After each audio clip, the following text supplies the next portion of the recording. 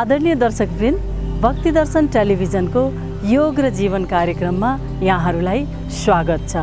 दर्शकवृन्द, हामी यस कार्यक्रममा योग र जीवनशैली सम्बन्धी विविध सामग्रीहरू लिएर दैनिक रूपमा उपस्थित हुनेछौँ।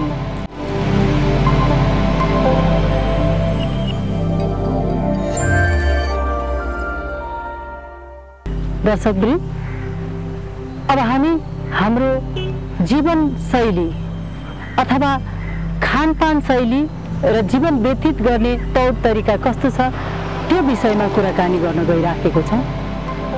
हाम्रो जीवनशैली प्रायजसो हतारमा बितिराखेको हुन्छ। हामीले गर्नुपर्ने क्रियाकलापहरू हाम्रो जुन किसिमको चाहिँ हाम्रो स्वास्थ्यको लागि राम्रो हुन्छ त्यो भन्दा पनि अरू विभिन्न किसिमका सामाजिक सञ्जालमा, त्यसपछि अन्यत्रमा हाम्रो समय बितिराखेको हुन्छ। दर्शकवृन्द, जीवनमा हामीले चाहेको शान्ति, खुसी र स्वस्थ जीवन हो। स्वस्थ जीवन हुनको लागि हाम्रो जीवनशैली पनि स्वस्थ हुन जरुरी हुन्छ। जीवनशैली स्वस्थ हुनलाई हाम्रो उठबस गर्ने तरिका कस्तो छ, खानपान कस्तो छ, त्यसमा भर पर्छ। र हामीले एकचोटि सोचौँ त, हामी अहिले जुन जीवनशैलीमा छौँ त्यो जीवनशैलीमा हाम्रो सही तरिकाले निर्देशित छ कि छैन हेरौँ त। हामी बिहान उठेदेखि एक दिनभरि साँझसम्मको क्रियाकलापलाई मनन गऱ्यौँ भने हाम्रो जीवनशैली चाहिँ कस्तो छ भनेर हेर्न सकिन्छ। हामी बिहान उठ्छौँ अनि हतारमा हुन्छ। बिहान उठेदेखिको समय हाम्रो सामाजिक सञ्जालमा मोबाइलहरू हेरेर टिभीमा बिताइराखेको हुन्छौँ। त्यसपछि हतारमा खाना खान्छौँ। अफिस जाने, कार्यालय जाने अथवा कुनै कुरामा हामीले घरमै समय व्यतीत गर्ने हो भने विभिन्न क्रियाकलाप गरेर व्यतीत गरिराखेको हुन्छौँ। तर हामी आफैले आफ्नो शरीरलाई, आफ्नो मनलाई याद गर्ने गरेको छौँ त। हामीले हाम्रो शरीरलाई, हाम्रो मानसिक अवस्थालाई अनि हाम्रो खानपानलाई ध्यान दिन अत्यन्तै जरुरी छ। अहिलेको हाम्रो खानपानको कुरा गरौँ। हाम्रो खाना खाने तौर तरिका के सही किसिमको छ त? विभिन्न किसिमका विषादयुक्त खानाहरू हाम्रो छनौटमा परिराखेको छन्। नचाहेरै पनि जानेर या नजानेर हामी विषादयुक्त खानाहरू खाइराखेको छौँ। त्यसपछि हामी खानाको छनौट गर्दा धेरै जसो पहिले नै प्याक गरिएका खानाहरू हाम्रो छनौटमा पर्छन्। नखानु पर्ने खानाहरू अर्थात् बनाएर केही समय फ्रिजमा राखिएका खानाहरू पर्छन्। ताजा तुरुन्तै बनाएको खाना भन्दा पनि हामी प्याक गरिएका खानाहरू बढी खान बाध्य भइराखेको छौँ अथवा छनौट गरिराखेको छौँ त्यस्तो खानेकुराहरू। र त्यस्तो खाना खाएर, खाना ऊर्जाको अत्यन्तै महत्त्वपूर्ण स्रोत हो। यस्तो खानाले हामीलाई चाहे जति ऊर्जा दिन सक्छ त? यो कुरालाई हामी ध्यानपूर्वक हेरौँ। ऊर्जा, खानाबाट हामीले ऊर्जा प्राप्त गर्छौँ। एउटा महत्त्वपूर्ण स्रोत, ऊर्जाको स्रोत खाना पनि हो। खाना सन्तुलित किसिमको हुनुपर्छ। जस्तै खानालाई हामीले ऊर्जाको स्रोत मान्छौँ भने ऊर्जा कुनै किसिमको खाना हुनुपर्छ।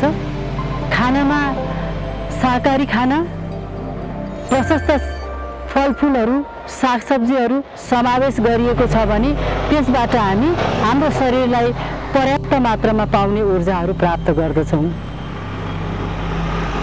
अनि खाना कुन बेला खाने? खाना खाने निश्चित समय हुनुपर्दछ।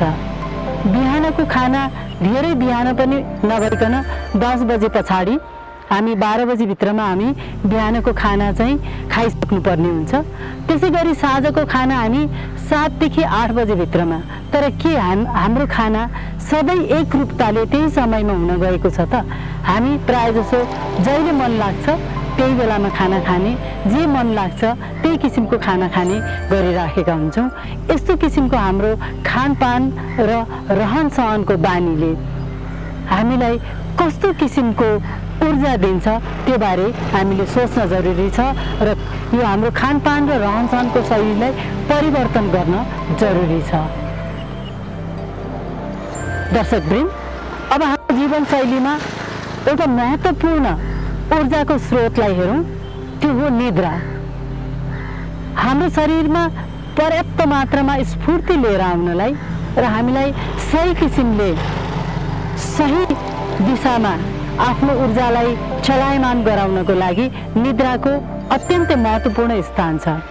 कम्तीमा पनि 6 देखि 8 घण्टा मस्तसँग निदाउन जरुरी हुन्छ। तर हाम्रो जीवनशैलीलाई हेरौँ त, हाम्रो जीवनशैलीलाई हेर्दाखेरि के हामी सही समयमा निद्रा पुर्याएर त्यतिकै समयमा सुत्न सकिराखेको छौँ? सही समयमा सुत्न नसक्नुका विभिन्न कारणहरू हुन्छन्। सामाजिक सञ्जालमा प्रशस्तै समय व्यतीत गर्ने, अनि रातिको समयमा विविध कार्यक्रमहरूमा विभिन्न कार्यक्रममा उपस्थित अबेलासम्म हुने, खाना ढिलो खाने, खाना ढिलो खाएर अबेला सुतेपछि निन्द्रामा पनि त्यसको प्रभाव अवश्य पर्न जान्छ र रातको निन्द्रा राम्रोसँग हुन सकेन भने बिहान अबेलासम्म सुतिन्छ। यो हाम्रो जैविक किसिमको जुन हाम्रो चेतना छ त्यसलाई हामीले निरन्तर रूपमा अगाडि बढाउनको लागि, ऊर्जालाई कायम गर्नको लागि हामीले निद्रालाई ध्यान दिनुपर्ने हुन्छ। निद्रा 6 देखि 8 घण्टा एकदमै आरामसँग निद्राले हामीलाई सही किसिमको ऊर्जामा लैजाने काम गर्दछ।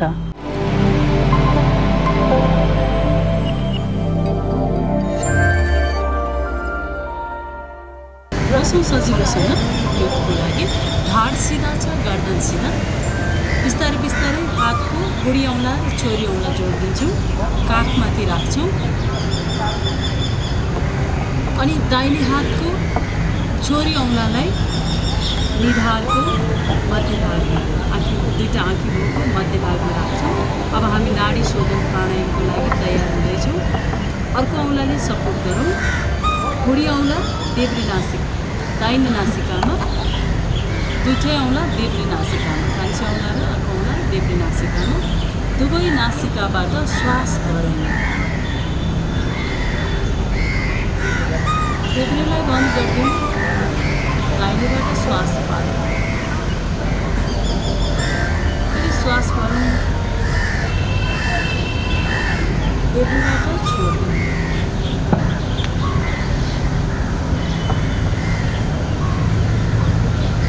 यही क्रमलाई जारी राखौँ।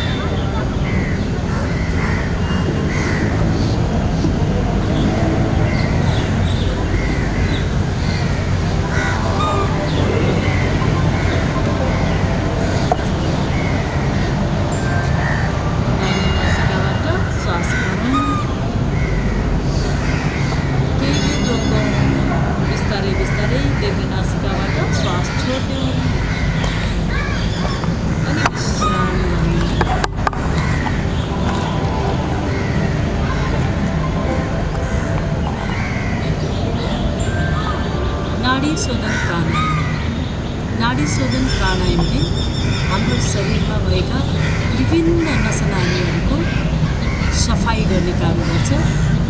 हाम्रो शरीरमा भएका विभिन्न शक्ति केन्द्रहरूमा भएका अवरोधलाई सफाई गर्ने अर्थात् हटाउने काम गर्छ र हामीलाई स्फूर्तिलो बनाउँछ। शरीरमा भएको शक्ति केन्द्रमा आएको अवरोधले हामीलाई विभिन्न किसिमका रोगहरू लाग्ने गर्दछन्। प्राणायामको माध्यमद्वारा यस्ता अवरोध हटाएर हामी स्वस्थ बन्न सक्छौँ।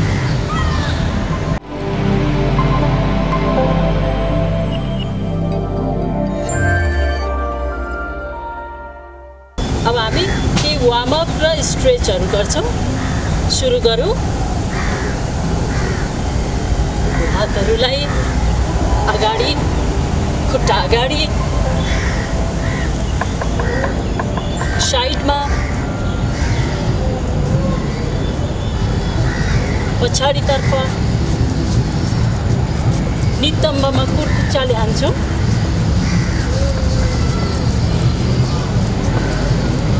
केही माथिसम्म,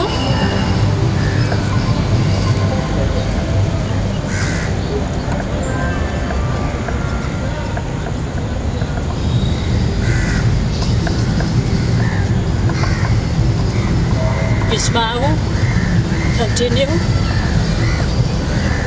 वार्मअपलाई कन्टिन्यू गर्छौँ। अब केही बेर छिटो छिटो मुभमेन्ट गर्छौँ, फास्ट फास्ट, पुरा शरीर हल्लाउँछौँ, पुरा शरीरलाई माथिसम्म, फेरि कन्टिन्यू,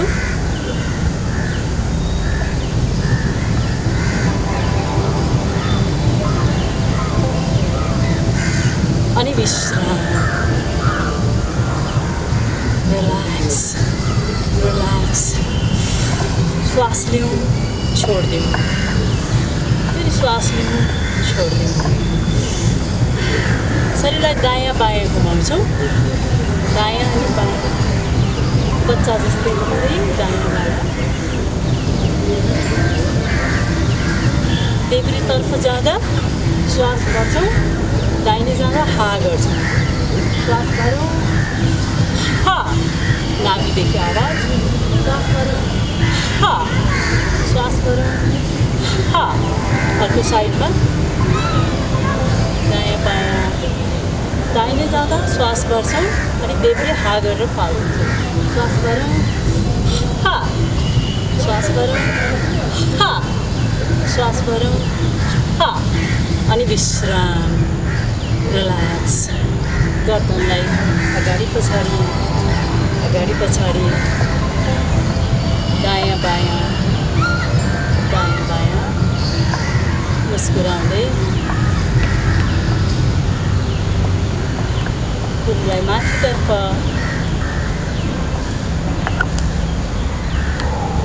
फेरि केही बेर पछाडिबाट अगाडितर्फ,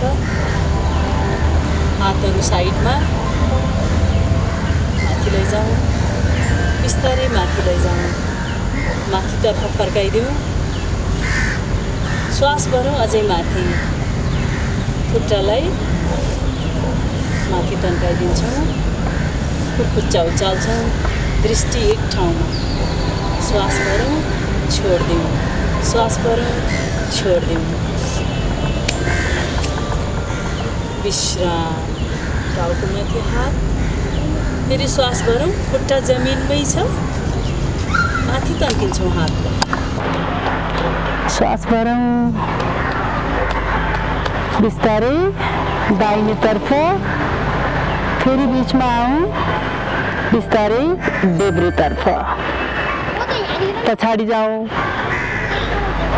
अनि अगाडितर्फ पुरै झुकौँ अगाडि, पुरा शरीरलाई लचकाइदिउँ, हातहरू कम्मरदेखि दायाँ बायाँ बिचमा, दायाँ बायाँ बिचमा, श्वास भरौँ, बिस्तारै बिस्तारै श्वास भर्दै भर्दै उठौँ, श्वास छोड्दै छोड्दै विश्राम।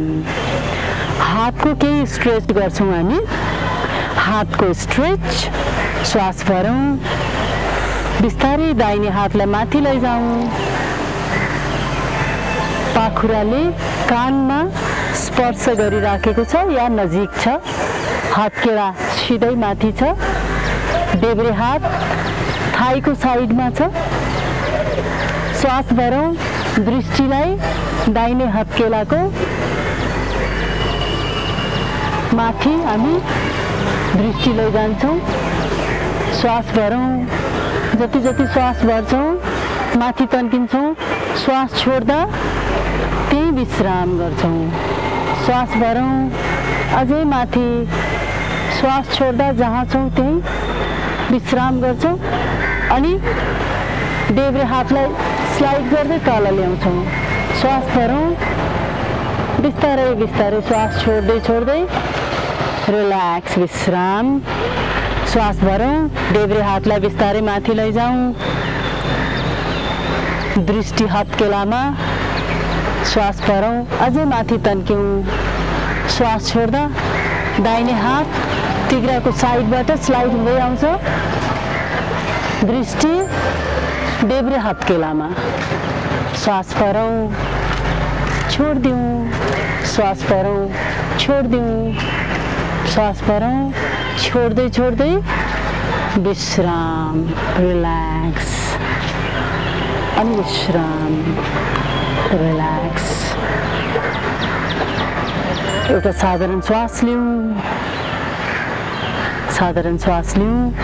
बिस्तारै छोडिदिउँ। फेरि श्वास भरौँ। छोडिदिउँ। आँखा बन्द राखौँ।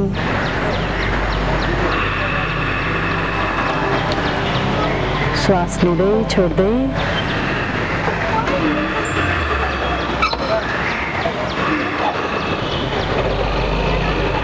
विश्राम। Relax your body and your mind. शरीरलाई अनि मनलाई पूर्ण विश्राम दिनु। बिस्तारै बिस्तारै आफू समय लिँदै आँखा खोल्न सकिन्छ।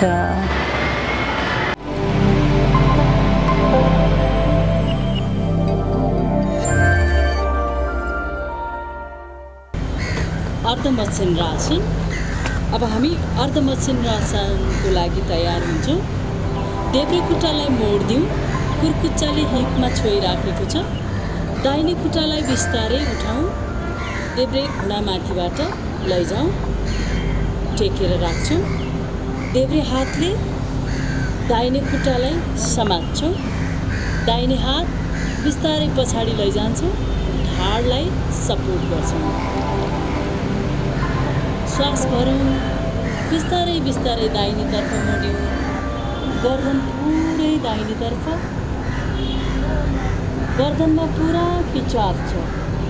अर्धमत्स्यन्द्रासनले गर्दन ढाडको मध्य भागको खिचावलाई मद्दत गर्छ।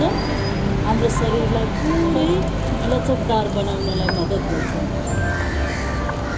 श्वास भरौँ। बिस्तारै छोडिदिउँ। अझै तन्काइदिउँ शरीरलाई। अझै पछाडितर्फ केही बेर श्वास लिँदै छोड्दै गर्छौँ हामी। श्वास भरौँ। भर्दै भर्दै बिचमा आउँ। श्वास छोड्दै छोड्दै विश्राम। अर्को साइडमा गर्छौँ। दाहिने खुट्टालाई मोडौँ। कुर्कुच्चाले देब्रे हिपमा छुन्छ, याद गरौँ। दाहिने देब्रे खुट्टालाई बिस्तारै दाहिने खुट्टामाथि लैजाउँ। दाहिने हातले देब्रे खुट्टालाई समात्छ। देब्रे हात पछाडि लैजाउँ। ढाडलाई सपोर्ट गर्छ। श्वास भरौँ। श्वास छोड्दै छोड्दै बिस्तारै देब्रे साइडमा मोडिन्छौँ हामी। गर्दन पुरै घुम्छ। ढाडको मध्य भाग बिस्तारै घुम्दै जान्छ। खुनको भाग। श्वास भरौँ। छोड्दै छोड्दै अझै तन्क्यौँ। श्वास भरौँ। श्वास छोड्दै छोड्दै अझै तन्क्यौँ। अझै तन्क्यौँ। श्वास लिँदै छोड्दै। श्वास लिँदै छोड्दै। श्वास भरौँ। श्वास भर्दै भर्दै बिचमा अनि विश्राम, रिल्याक्स।